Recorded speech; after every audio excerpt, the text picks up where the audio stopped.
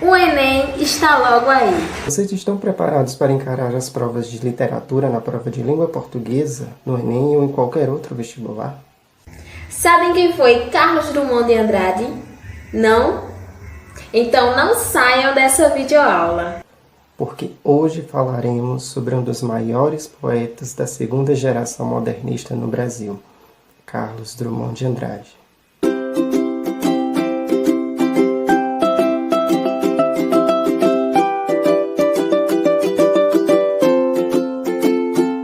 E quem foi então Carlos Drummond de Andrade? Drummond é considerado um dos maiores poetas do século XX da nossa literatura brasileira.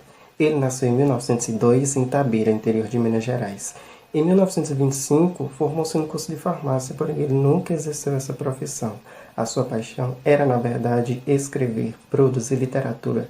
E desde muito cedo ele publicou diversos textos, contos, crônicas, artigos em diversas revistas locais.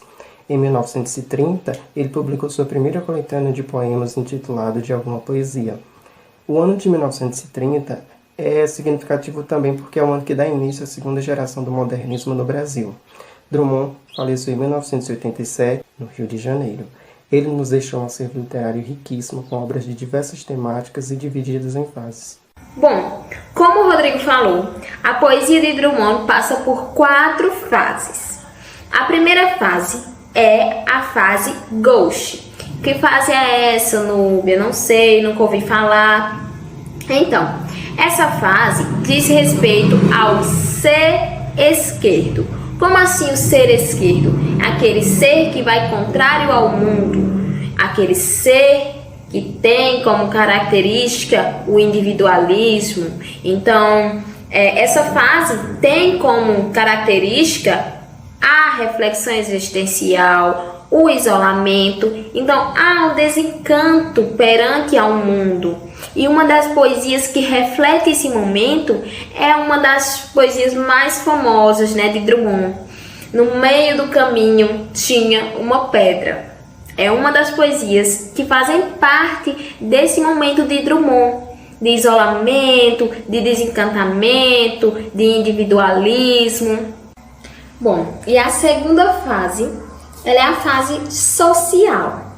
Então, essa fase é marcada pela vontade do poeta de participar e tentar transformar o mundo. Então, é um momento em que ele se preocupa e se solidariza com as questões, com os problemas do mundo. Então, uma das poesias que fazem parte desse momento de Drummond é o Congresso Internacional do Medo. E daqui, nós já passamos para a terceira fase, que é marcada por 2 momentos, que é a fase filosófica e a fase nominal. Na fase filosófica, nós temos textos que refletem sobre as questões universais, como a vida e a morte. Um dos textos dele que refletem esse momento é a poesia que é intitulada de A Gaia Ciência. O segundo momento, que é a fase nominal, ela é uma poesia repleta de aliterações e neologismos. Como exemplo, nós temos a poesia Amar, Amaro. E a quarta fase é o período chamado por Tempo das Memórias. Então, o próprio nome já fala muito desse período. Então, é o período das recordações. É quando os temas que foram falados nessas fases anteriores voltam a ser assuntos nas obras de Drummond. Os temas como infância e família são temas aprofundados nas suas obras. E uma das poesias de Drummond que fazem parte desse período é a poesia intitulada por Comunhão. Quando nasci, um anjo torto desses que vivem na sombra disse: vai, Carlos, ser gauche na vida. As casas espiam os homens que correm atrás de mulheres. A tarde talvez fosse azul, não houvesse tantos desejos. O bonde passa cheio de pernas brancas, pretas, amarelas. Para que tanta perna, meu Deus? Pergunta meu coração, porém meus olhos não perguntam nada. O homem atrás do bigode é sério, simples e forte. Quase não conversa, tem poucos, raros amigos. O homem atrás dos óculos e do bigode. Meu Deus, por que me abandonaste? Se sabias que eu não era Deus, se sabias que eu era fraco. Mundo, mundo, vasto mundo. Se eu me chamasse Raimundo, seria uma rima, não seria uma solução. Mundo, mundo, vasto mundo, mas vasto é meu coração. Eu não devia te dizer, mas essa lua, mas esse conhaque, botam a gente comovido como o diabo. Bom, logo aqui no título do poema de Drummond já tem algo curioso, que é o 7. O 7 é um número simbólico que é considerado o número da perfeição. Então, no seu poema, ele traz 7 estrofes contando sua história, 7 fases do autor. Então, vejamos aqui na primeira estrofe, quando ele fala: nasci um anjo torto. E ele coloca também sombra. Então é um anjo que é torto e está na sombra. E aí a gente tem um paradoxo, porque o anjo, a gente tem a ideia que é um ser iluminado, que é um ser abençoado. Então como assim esse anjo é torto e está na sombra? Aí a gente já percebe que tem algo de errado, já tem algo errado com Drummond. E aí o anjo fala: vai, Carlos, ser ghost na vida. O ghost, a gente já sabe, a gente viu ali um pouco mais atrás, que é o ser esquerdo, que é esse ser pessimista, individualista, que traz essa reflexão existencial. Então a gente percebe que desde o início, assim que Drummond nasceu, já tem algo de errado com ele. Aqui na segunda estrofe ele fala que as casas espiam os homens, e aqui nós temos uma personificação. Ele dá sentimento, ele dá uma característica de pessoas para as coisas. Como é que as coisas espiam os homens? Então é preciso que a gente veja para além do que está escrito, porque pode acontecer de as palavras estarem mentindo, pode ter uma ironia, uma metáfora. Então você precisa ver o que está implícito. Então aqui a gente pode pensar que tem pessoas espiando por uma janela, por uma porta. Então tem alguém que fica na espreita, que fica espiando as outras pessoas que passam na rua. E aqui ele fala, né? A tarde talvez fosse azul. Então tem uma crítica aos grandes acontecimentos, né, que as coisas que vêm acontecendo durante a noite, que são escondidas pela noite. Então, se a tarde talvez fosse azul, não houvesse tantos desejos, talvez, mas não é. E aqui essa fase dos desejos, a gente remete à fase da adolescência de Drummond. Dos adolescentes, que é a fase dos grandes desejos. Que nessa terceira estrofe ele fala que o bonde passa cheio de pernas. Então a gente começa a pensar de que Drummond ele já andava cabisbaixo, né? Ele já andava com a cabeça baixa e ele só avistou pernas. E aí ele fala pernas brancas, pretas, amarelas. Então traz essa questão da diversidade que nós temos, da grande diversidade de cores, de etnias. Para que tanta perna, meu Deus? Pergunta meu coração, mas meus olhos não perguntam nada. Então ele traz essa ideia de sempre andar sozinho, do individualismo. E nesta estrofe podemos observar a fase adulta do eu lírico.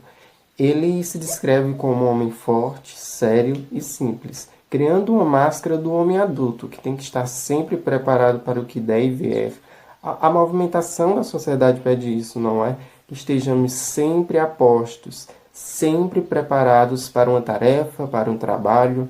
Então, nessa estrofe, o eu lírico ele reflete sobre si mesmo e nos apresenta a imagem de um homem solitário, que tem poucos, raros amigos. Ele está ali observando o bonde cheio de pernas passar, isto é, a movimentação da sociedade, e mesmo com esse fluxo de pessoas passando, ele se sente sozinho, ele se sente abandonado.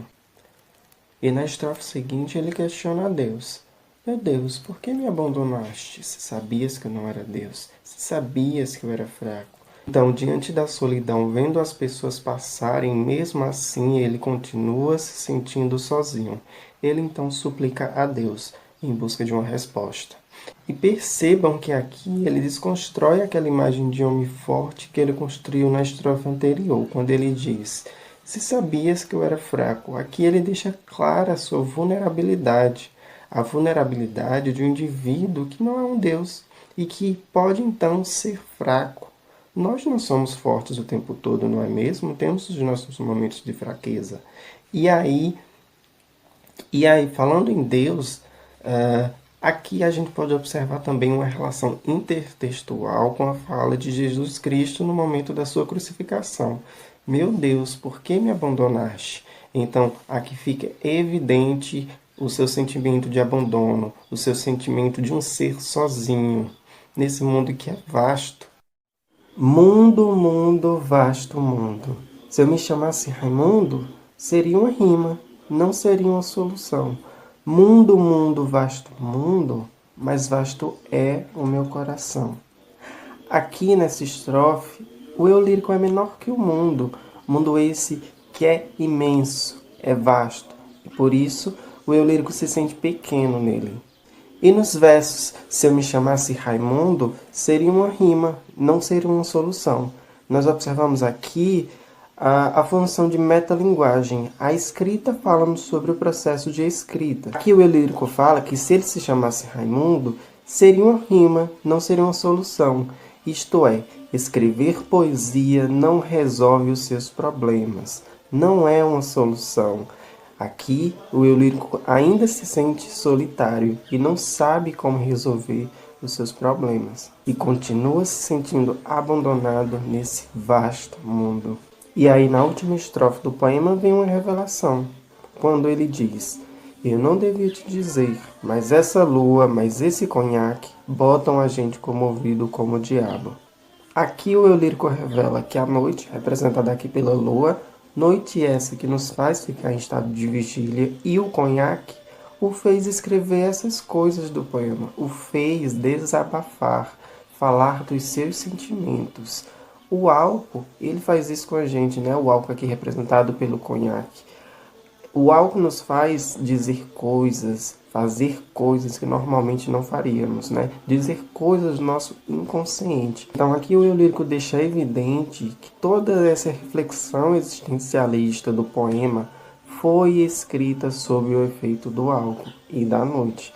E só assim foi que ele conseguiu desabafar, falar das suas emoções e do seu estado de espírito. Agora você já sabe um pouco sobre quem foi Carlos Drummond de Andrade. E se cair questões no Enem ou em outro vestibular sobre seu poema de 7 faces, vocês estarão prontos para respondê-las. A nossa aula está chegando ao fim, mas na próxima videoaula discutiremos sobre mais um dos renomados poemas de Drummond, José.